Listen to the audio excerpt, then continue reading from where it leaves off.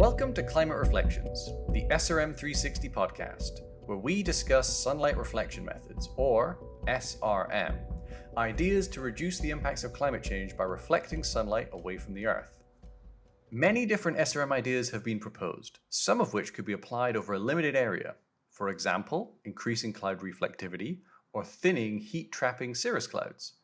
Some hope these ideas could target the local impacts of warming, but studies consistently show that even regional SRM deployments could have broader global consequences. The trouble is, we don't have an effective global governing body that could address this. Instead, we have 195 nation-states and a set of existing international agreements, none of which directly tackles this issue. So, how might decisions on SRM get made? And what will policymakers need to effectively engage with this international issue?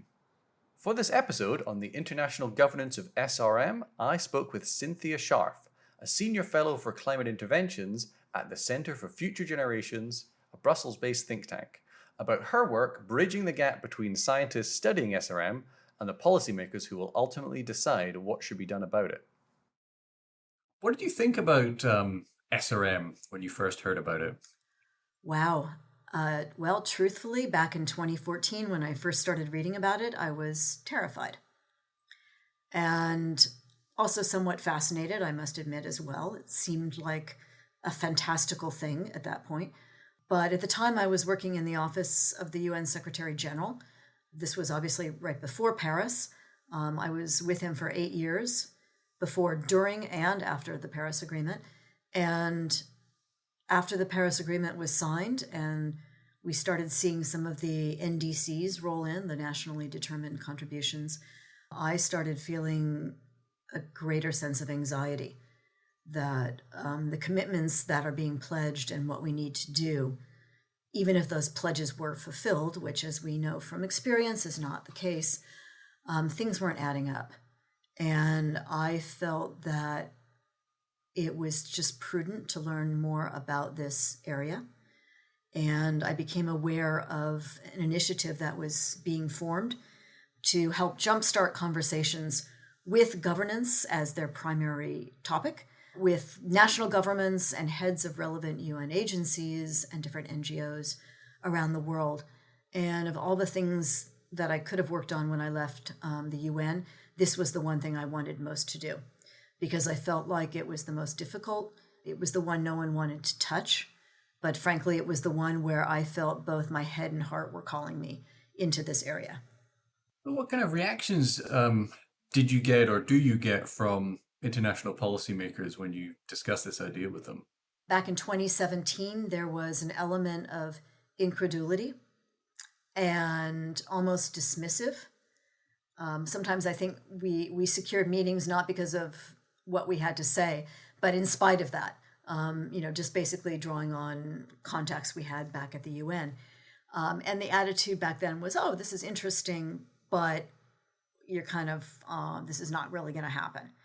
And over those 7 years, as climate impacts worsened, as the news about what governments are doing or not doing continued to roll in, that attitude definitely changed. And these meetings were all behind closed doors, and that definitely shapes what was said. But that attitude from astonishment, incredulity, changed into anxiety and deepening serious interest in, wow, okay, maybe these technologies are really being researched. Maybe there's something we need to look at here. How do we think about this in the context of what we have publicly pledged to do? If we talk about this issue, meaning SRM, the moral hazard might come to the fore. And I would think of all the different reasons why there's been hesitancy for policymakers to talk about this openly, moral hazard is definitely the first one. Meaning, if they talk about this, then it might weaken incentive and political will to do all the things that we have to do, regardless, that we should have been doing for the last 30 years, that we have not been doing. And it goes even beyond just the policy side of things. It gets personal. People who've been working on climate for decades, it's almost like an admission of failure that this this goal I've been working for so many years that I believed in, we're not living up to what it promised. So it's beyond just a rational reaction. It also gets into personal psychology and professional identities. So, policymakers have been dismissive about SRM as a possibility. Is that changing? So that attitude shifted. And now when I have conversations primarily with EU policymakers, but not exclusively, and these are senior people, they've heard of SRM, they don't know much about it. There's misinformation based on little pieces of information. And we feel that our job is to try and correct that misinformation and really listen and learn, and not come in heavy-handed with the latest IPCC science and rattle off a bunch of statistics, because I know from experience that goes right over the heads of most people. So when I go in and talk to policymakers, I really listen for their questions. I really search those and ask them for their questions. And I talk about things that are beyond the science. I talk about the governance challenges and how that often just comes down to very human questions of cooperation. Cooperation, ideas of right and wrong, fairness, of how do we bring in all of society on questions that sometimes are very complicated. What do we need to do in terms of educating the public? What would be helpful for them? I often end with that question. What is most helpful for you that we can be doing? And that I think helps break the tension and the anxiety that's in the room. And I often explain why I first came to this issue and how I came to it, because I was quite scared. And having that reaction is perfectly normal. And in fact, as many SRM researchers have said, if you're not scared, maybe you're not just listening. We need to have this conversation, but it's a scary conversation. And it's scary because of what it implies for use of such a tool and what it implies if we don't use it. And perhaps that's even the most scary aspect of this, is the whole subcontext of we're headed towards a world that is surpassing the Paris Agreement by 100%. So that puts things in a really helpful context as well. You mentioned a primary concern of policymakers being that SRM might weaken the political will to cut emissions.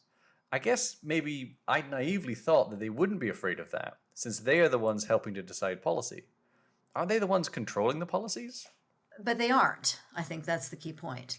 They're policymakers. They're, in some cases, bureaucrats just trying to fulfill whatever they have to do under an already agreed regime. The fact is they're not under control of this. And getting political support to push through policies that have already been agreed is really difficult. And you have to remember that a policymaker, even if they're focused on climate, at the end of the day, you're always competing for political capital and just mind share with other issues that have nothing to do with this. The war in Gaza, the war in Ukraine, inflation, the next election. So when you get higher and higher up in the seniority levels with policymakers, it's never just a climate conversation. Are the concerns and the questions that policymakers raise reflected in the academic debate, or are we missing something over in academia? There is a very big gap between the research community's knowledge of various questions, the questions of uncertainty that remain, the risks and benefits, and what policymakers know. Oftentimes, they know, as I said before, snippets of a bigger story, but those snippets might actually be taking them down a path that isn't accurate or incomplete, and in that incompleteness makes it inaccurate. So, for example, on the question of, are we capable of doing this now? Ideas range from, no, this is science fiction, it's going to be 50 years from now, to, yeah, Elon Musk could deploy next year. So there is not understanding on some very basic questions of, what do we know? What do we not know? What do we think are the benefits? What do we think are the key risks? How long is it going to take till we can do this? how much money will it cost, and questions of who's doing it now and who's cheating. Very simple questions, but the academic community maybe doesn't hear those very often. And the research it does is much more detailed and at times doesn't easily translate into information that can be then sent back to policymakers and answers their questions in a simple yes or no or in a simple 30-second response. So have you noticed differences between the reactions you get from policymakers from different parts of the world? Is there like a big global south, global north divide? Any other divides? I could make a general observation that when we spoke with folks who are younger, there is more of an appreciation of technology's transformative powers. So make of that what you will, but I have noticed that. And regardless of north or south, I do sense that there are differences between the level of trust in what we're saying between policymakers who are in the rich countries, the G7, for example, and those who are in least developed countries or climate vulnerable countries. Those who have been on the front lines of receiving the first and worst of climate impacts are both interested in the research. They're quite interested, often coming from a perspective of, well, we already know the future is very grim for us. So, of course, I'm interested in a technology that potentially could provide some benefits, but there's also an attitude of mistrust. And particularly in least developed countries that have been promised the $100 billion in 2009 from the Copenhagen Agreement, which has never manifest. A lot of skepticism because that money has never appeared, because promises have been broken repeatedly. And an attitude of, I want to know what's going to happen in my region, in my country, from my people. And barring that, I'm only going to be interested in science that comes from the IPCC. Second ranking would be from WMO or UNEP. But having science that is attributed to a scholar in one particular elite university in the global north, there's definitely a skepticism that comes with that. So similar, or are there differences you've noticed, say, between the US versus Europe versus China? Being an American, I have not worked on US climate policy itself, but I'm certainly aware of attitudes in this country towards climate change. Now I work for an EU think tank, and I'm the only American on the staff. And it's very obvious to me that there's a different mindset. It is much more of a precautionary stance towards any technology, but SRM in this case. There is a focus on risk, and oftentimes potential benefits are not mentioned. And that's when I try and bring it back to, why are we even having this conversation in the first place? We're having it because in the best of all worlds, in the best of cases, there is a humanitarian benefit to using SRM. That's why researchers are looking at it, is perhaps we can save lives, perhaps we can mitigate suffering, not as the solution, not as the cure, not as a substitute for all the things that we have to do that we haven't been doing for 30 years. But perhaps we can save some lives and mitigate some suffering. So if that premise is not true, then we shouldn't even be having the conversation. I also see the word disrupting or disruption not used in the American sense of something that is cool or potentially transformative in a positive sense. Disruption means instability, it means something negative. I have not engaged directly with folks in China. With some people in India, I see more of a middle ground. I definitely sense a mistrust toward the West for all the reasons I just mentioned, not coming through on pledges of emissions reductions and finance and technology transfer and all of those things. Definite distrust. A sense that, hey, we have some pretty bright people looking at this issue in our country as well that I want to listen to and that I want to engage with those folks. But interest, definite interest in the potential for this technology. Would governing or managing cooperating over SRM be easier than emissions cuts and adaptation, which seem quite difficult? In a crisis, decisions would be made about SRM by less than transparent, inclusive, accountable, societal-wide discussions, all the things that we would want in a governance process. In a non-crisis situation, SRM brings in questions of intergenerational justice, equity, geopolitical power that are present in the emissions reductions conversations as well, but they seem more immediate and more concentrated. That could mean that conversations are more difficult, but I think it also could mean conversations are more focused. I do think that all the conversations over the last 20, 30 years in the UNFCCC process, it doesn't feel immediate. And that enables negotiations to go on and on and on. Whereas if there's more of an immediate challenge or immediate opportunity, then minds might be more focused. Also, it's not a zero sum game, but I guess with adaptation funding and with emission spending, it's costly things today for either benefits to others or benefits further in the future. Whereas I think with SRM, the costs are relatively low if we can cooperate, and the benefits would be relatively quick. Does that change in the time structure and the game structure? Will that make it different? That sense of more immediate benefits and more immediate costs could be an aid to more focused conversations in governance.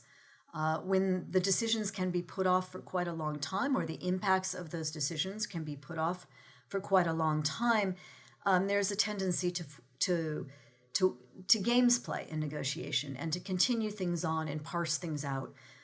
As you said, the benefits and the costs would be more immediately relevant in SRM, and that could potentially focus minds in a way that enables governance conversations to go on at a quicker pace. It may not make them more inclusive, however. You mentioned the governance challenges presented by the science diplomacy gap earlier, which I understood to mean the gap between what policymakers know about SRM and what is actually known by scientists. What could be done or should be done today to address that gap? It is an enormous gap, no matter which country you speak to. One of the things that we are trying to do at the International Center for Future Generations is to bridge exactly that gap by bringing together policymakers and researchers. The first step in that was getting together a list of questions directly from policymakers on what did they want to know, and got those questions and took them to people in the research community and got a variety of answers to those questions, and then fed that back to the policymakers. That had a very positive feedback loop because policymakers felt listened to. They did not feel spoken down to. They did not feel like their questions were too trivial. They were taken seriously, and they were given answers to questions that they have to answer themselves, either to the superiors or to their constituents. We may look at that in terms of scenario development, choosing particular regions of the world where a potential deployment might take place, and bringing together both researchers and policymakers, policy advisors, to do some kind of scenario exercises. Another possibility is focusing on a specific climate tipping point. So, for example, the Arctic. And I just came back from a week in Iceland at the Arctic Circle Assembly. I spoke on a panel about governance for SRM in the region. And there is now growing interest in looking at SRM, what it might mean in the Arctic for both risks as well as potential benefits. And some international governance bodies might be potentially looking at how they can contribute from the research side. And when speaking with this research group, when I tell them that policymakers are very interested in this region, not only for climate reasons, but also for security reasons, again, it focuses minds. And it elevates the conversation to a level of both urgency and seriousness. I think there's also a science gap, as in it's a relatively small community who has been studying this topic, and the findings and understanding there are not widely known or widely shared. Are there steps in that space that can be taken? Assessment reports or so on? I think assessments would help. I think timing of the release of information or being smart about how that information is packaged could help. And here I'm really thinking about not necessarily the climate academic community outside of SRM, but I'm thinking of those scientists who advise the large NGOs. Their knowledge of SRM is oftentimes at a minimal level, or a very incomplete level at best. And I think producing information in a way that is useful and digestible for those folks could be a very important positive step for both the NGO community and for the SRM research community. And learning when their conferences are or when their cycles are in terms of information they then have to pass on to their senior people in the NGO so that they can make a policy decision about SRM. So I think that could be something that can be improved. When people talk about the governance of SRM, maybe there's a few different elements. There's having the discussion around the topic, have people informed. There's potential deployment in the future. And then there's research. Like, how do you think about those different domains? Is there an urgent need for governance of field experiments or lab work or modeling today? Like, what do you think about the governance of research into this topic and how it might link to those other areas? So based on conversations I've had with policymakers, it becomes real when it goes outside. Anything done on a computer, there's really no issue about that. They would like to see standards upheld about transparency. They'd like to know who funds various pieces of research. But when it becomes outside, it's real. And it doesn't matter the size, the scale of the outdoor experiment. For example, ScopeX, scientists at Harvard, I think, could jump up, down, and sideways saying the amount of material released will not have a dangerous impact on the environment. It didn't really matter. It's the symbolic act of going outside that makes it real. And it also then brings into question the very important point of prior informed consent and public engagement. And so that's why outdoor experiments really become the first step along the road of governance. So I would say governance of outdoor testing and governance of deployment are really where we're talking about a need for a much more informed conversation, and one in which much broader aspects of societal input are sought. Most of the work in this field, including the field experiments, is being done by researchers. But we've seen some commercial entities enter the field too. Notably, Make Sunsets has been launching balloons from Mexico and the USA to add a trivial amount of sulfur into the stratosphere so they can sell cooling credits to consumers. How has this been received by policymakers? When Make Sunsets did their experiment, in the most DIY form possible, right? Even that got people very scared. And it certainly woke up a lot of folks who had never thought about this issue ever before. As far as I know, the government of Mexico did not actually issue a ban, but it certainly raised attention within a variety of places in the Mexican government and got a huge amount of media attention. And what they were doing had no scientific impact whatsoever. But again, it was the symbolic act of putting something out there that caught the attention. There's another effort called Stardust, which is a private effort to develop the intellectual property, the IP, for a patented particle and deployment strategy for stratospheric aerosol injection. How concerned are policymakers about these kinds of developments, and are they thinking about ways such efforts might be governed or managed? Oftentimes they're not aware. Oftentimes it's us coming to bring them information. Do you know that there is now a company that has received multi-million-dollar investment funding that is looking very seriously into this, that goes beyond just buying some balloons on Amazon? When they hear this, their ears definitely perk up. Again, it becomes more real to them. I think they haven't, at least when I've had that conversation, gotten to the point of, okay, what does this mean for IP? What does this mean for economic incentives? It's literally their first hearing of this event. But I do think that as more actors come into the space, commercial actors, that it will certainly gather more attention. That could be positive in bringing the question back to a more time-relevant, more urgent priority. So positive in the sense that it elevates the issue on the policy agenda. I think it potentially also harkens to other technologies that if they had been regulated early on, we might not have gone down some paths or seen some negative impacts that we've now seen. And one of the technologies or developments that is mentioned is Facebook. And if we had paid a bit more attention to the potential effects of Facebook on attitudes that young people and the psychology of young people, maybe we would have been a little bit more rigorous in how we regulated that technology, or we thought about it a little bit more and wanted parental controls around that kind of technology. I hear that more in the EU than I do in the US. In a way, Facebook was much harder to predict than the effects of SRM.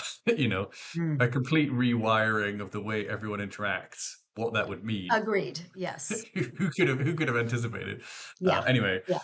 again, thinking of governance developments, what are some of the steps or positive steps that countries could take today to start building the kinds of cooperation, the kinds of agreements that might support, wise decision making in this space as this technology develops and this discussion advances? Everything starts and ends with trust when you're talking about governance for SRM.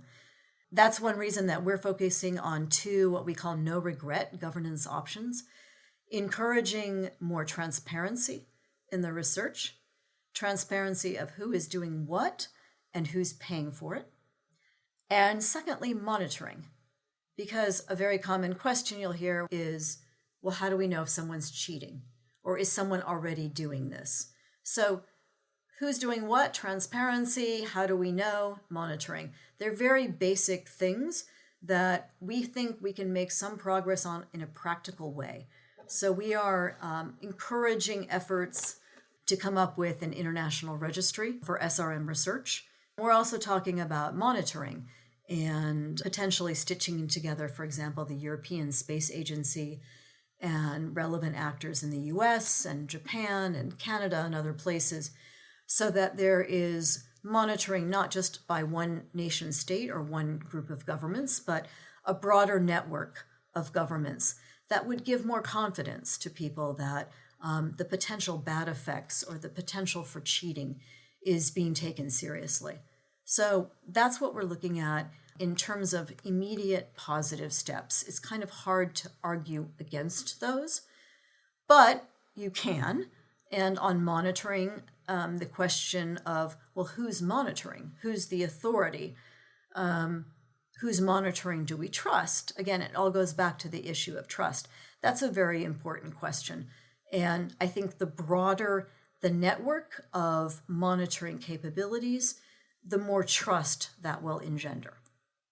What kind of monitoring activities could countries do? For example, the European Space Agency has been brought in to work on the issue of detecting aerosols in the stratosphere. So primarily looking at satellite-based monitoring and joining together networks that might exist only within one country or within one region to have a broader expanse of monitoring. I suppose international observational networks and other scientific collaborations could help engender trust. But you mentioned earlier that many smaller, poorer nations, especially in the global south, only trust information that comes out of the IPCC or UNEP. Is that something the global north is also pushing for? The EU definitely believes that more research and international research and collaborative research is important. There is a desire for international assessments. In the global north, the emphasis on those being IPCC or UNEP is not as vociferous as it is in the global south. And it's obvious why that would be the case, because there just isn't as much capacity in the global south to do the kind of level of detailed research that's happening in the global north. But certainly a desire for international assessments is another trust building exercise and essential for going forward on governance. I could add one other thing that isn't exactly governance, but from the trust building side of things is important, and that's trusted messengers. So trusted messages derives from trusted assessments, right? Trusted messengers goes into a different area. And trusted messengers are sometimes even more important than the message themselves. And it has been extremely difficult to find people in the climate community who are trusted by a broad swath of even one nation, let alone 195 nations. But finding trusted messengers and voices on SRM is really difficult. And that's why I think we need scientists, but we need voices other than scientists to enter into this conversation. So voices that come in from perhaps the biodiversity community, or from a faith tradition, or from transparency points of view. Those people who have a credibility that broadens the tent or opens the tent. But thus far, that's a real gap that we have, is finding those trusted messengers that can speak to people. And if we can cultivate those kinds of folks, I think that will help with the governance. I think that'll be a big step forward. There's a debate around this topic, and then there's a debate regarding whether we should be talking about this topic. How much sympathy do policymakers have with that debate of, we should keep this under wraps, we should keep this quiet, this is just going to be a distraction? How compelling do they find that argument? That attitude is changing quickly. There's a desire to learn that perhaps wasn't as compelling before. There's a recognition that this topic cannot be ignored, that there are now serious actors, and that even more importantly, the climate situation itself is becoming grave in a way that it's hard to ignore.